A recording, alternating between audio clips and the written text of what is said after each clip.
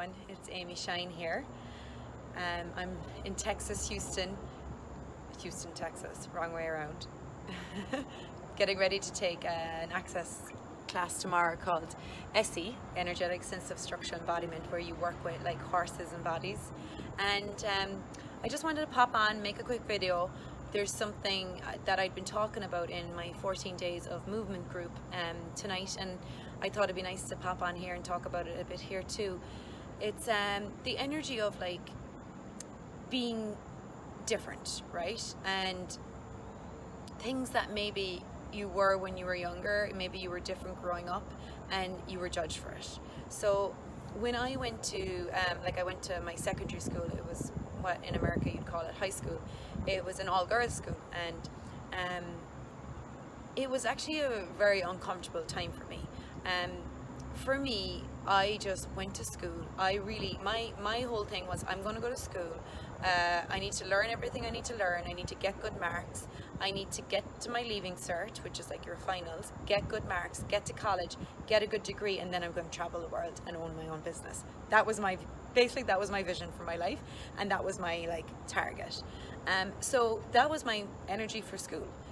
But at the time, there was actually other girls in my class who they had a very different point of view around school. They kind of came into school just to mess around, make jokes, like annoy the teacher, get in trouble with the teacher, disrupt the class, all that kind of stuff. And I really just wasn't interested in that. I also found it very difficult to be in a school. For me, it was a large school. It was a large number of girls all in one place that I wasn't used to.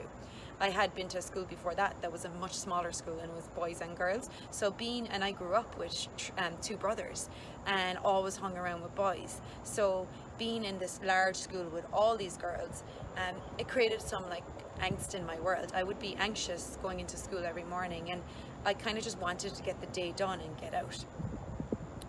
Well, for these girls that were in my class, they saw me, they judged me for that, basically. They saw me, I know I was called a snobby bitch, a snotty bitch.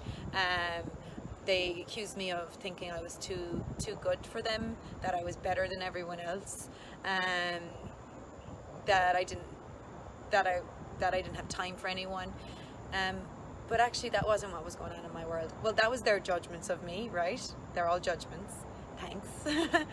But at the time, I was just doing what I needed to do to survive the day, to get out of there so that I could get home, so I could be like, have space again. I didn't have space when I was in that classroom.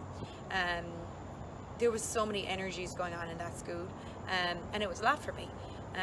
And I didn't do well in big groups. I did better, I always kind of had one like girl best friend, and I did well one-on-one, but with big groups, I found it difficult. And so the big groups of girls were all formed, and I didn't really fit into any big group. So I was seen as being a bitch or snobby or snotty or whatever. And so this is just like an example of like where is it in your life, like especially going back to yourself, maybe as a child or as a teenager, where you were actually different, but then you were judged for being different.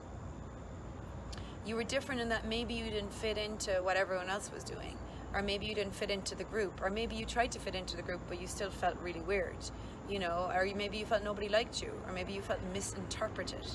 And like a lot of time I felt like I was misinterpreted. I can't even say that word. Like I was seen as something that I wasn't. And I remember at the time like taking a lot of their judgments on, and trying to prove I wasn't what they were accusing me of. So what you do in that though is you eliminate your being. You eliminate actually what's different about you, which is actually what's great about you.